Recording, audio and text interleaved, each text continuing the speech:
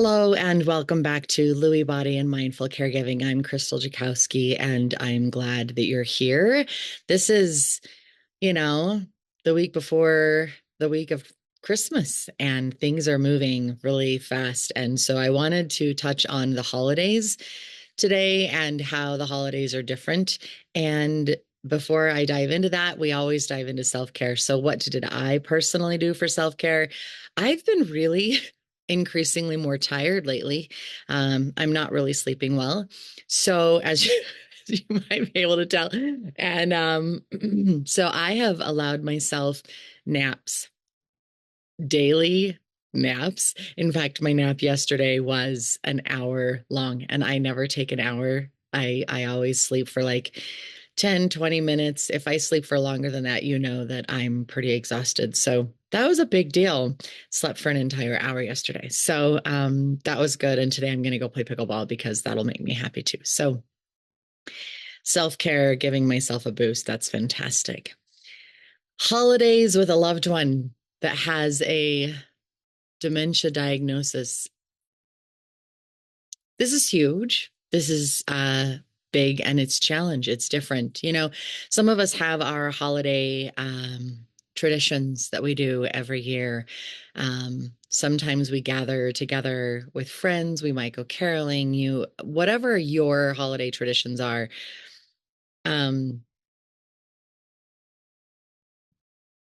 Sometimes those are easily maintained with a loved one that has dementia. And sometimes these are not so easily maintained with your loved one with dementia. It could be that your loved one is now extremely challenged by large groups, and that large groups are triggering and upsetting for them. So instead of doing a large family gathering, you now have to find a way to do something a little bit more intimate, or perhaps you need to find somebody that can come and sit with your loved one so that you can go join in the festivities. We have to make these adjustments. We have to make these changes because, on the one hand, we want to honor them and their needs, their emotions, their fears, their struggles, their new challenges and limitations that are there. And on the other hand, we also need to love and honor ourselves. Do you love going to those parties and you want to be out there and joining in whatever is going on? How can you make it so that you can still do that? Can you have somebody else sit with your loved one? Is your loved one in a place that is taking care of them and it's okay? It already frees you up, loosens the reins so that you can go and enjoy that. What can you do with your loved one's room to make them feel the spirit without being overwhelmed by the spirit?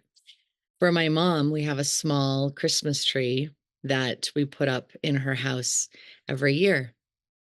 It's simple. It's only like a little 3-foot thing that sits on this ottoman chest that she has.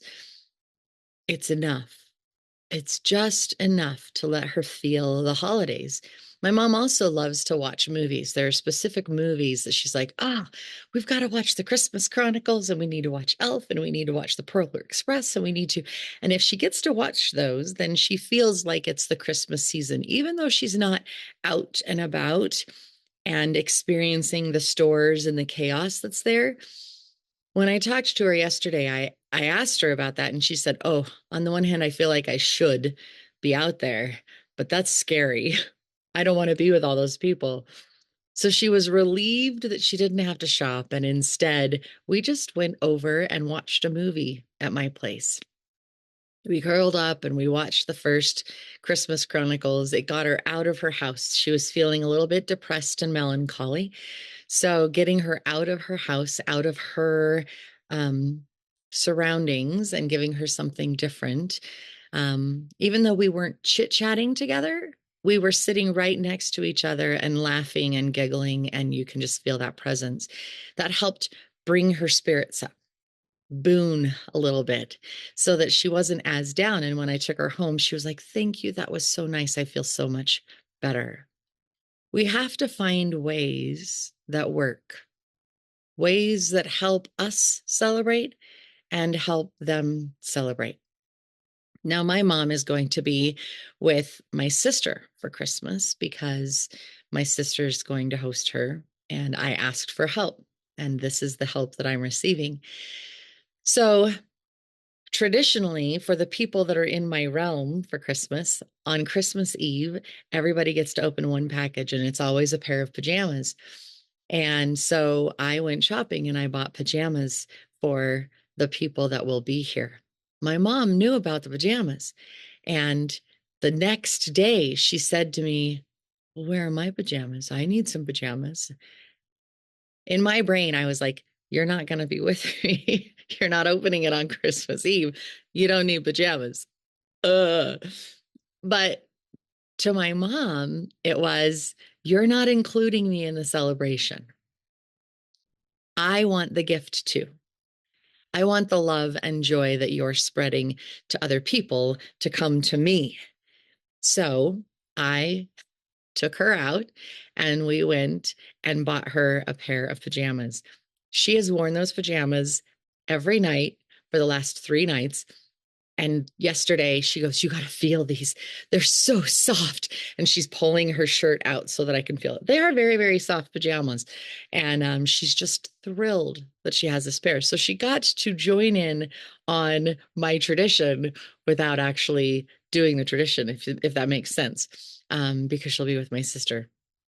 We're finding those little ways. She's not going to be here the week of Christmas. So, watching the movie White Christmas, we need to do that before I go and take her to my sister's house because my mom will want to watch that.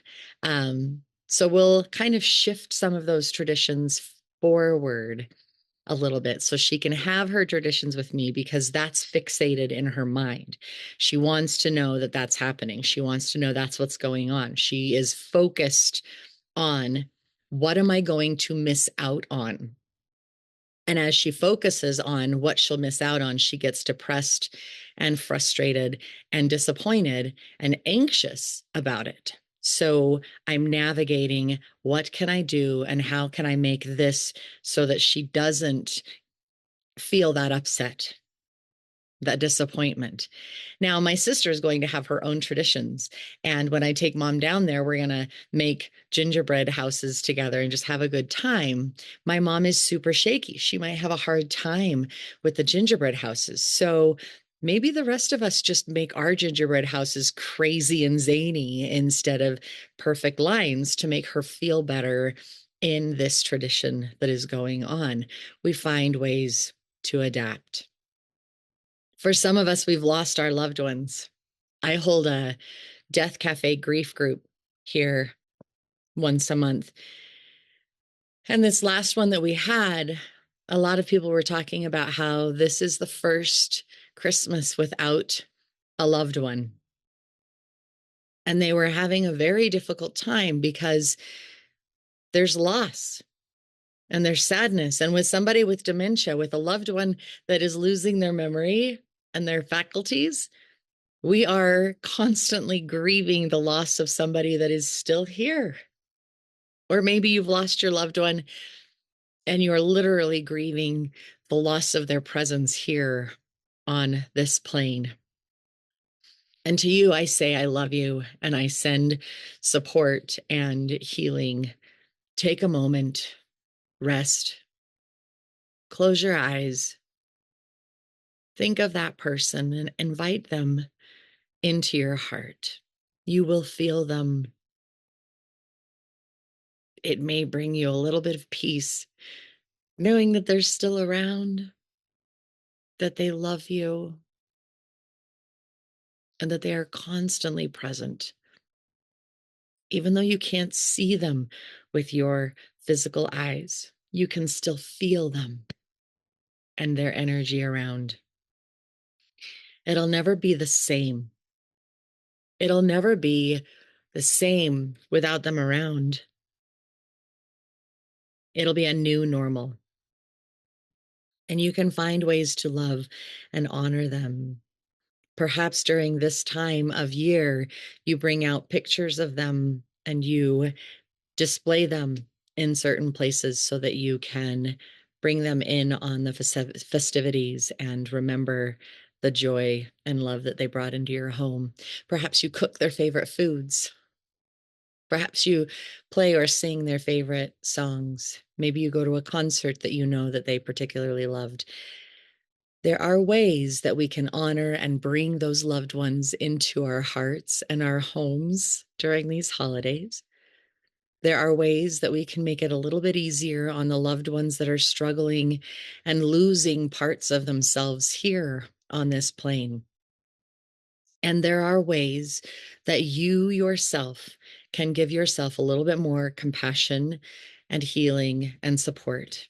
I have called in a couple of other people to help support me during this time and moving forward so that if I want to go somewhere and do something, if mom just needs an extra somebody coming over and saying hi for an hour just so that she doesn't feel alone, then I can call him and say, hey, do you mind, like, I don't know, just coming and saying hi with mom? So we find ways to support ourselves. I really sincerely pray that during this time when it can be so crazy and so frenetic outside, and we're dealing with all of our emotions and all of our logic and everything else inside, that you take moments to feed and fuel yourself. Give yourself the gift of respite and love at the same time that you work to find ways that it'll be easier for your loved one. Because as you make it easier for your loved one, it also makes it easier on yourself, knowing that they are more at peace because of the efforts that you have made, so that they're not overwhelmed, so that they don't feel scared and anxious and worried because of all of the things that are going on, that you can make it more catered to them and their needs and their joy. Because it's the holidays, I'm going to give myself a couple of weeks off. So I hope that you take care of yourself. Add extra bits of self-care, an extra bath, an extra hot cocoa, a new book, a comfy blanket, whatever it is that really helps you feel more soothed and loved. And then I will see you in January. Thank you so much for being on this journey with me. Thank you for being present and holding yourselves in love, for being a present caretaker for your loved one, for being that person that they really need, that nobody else can really be for them. You are a gift. You are amazing. You are beautiful. Thank you for being you. Thank you for being here, and have a wonderful holiday season. Take care.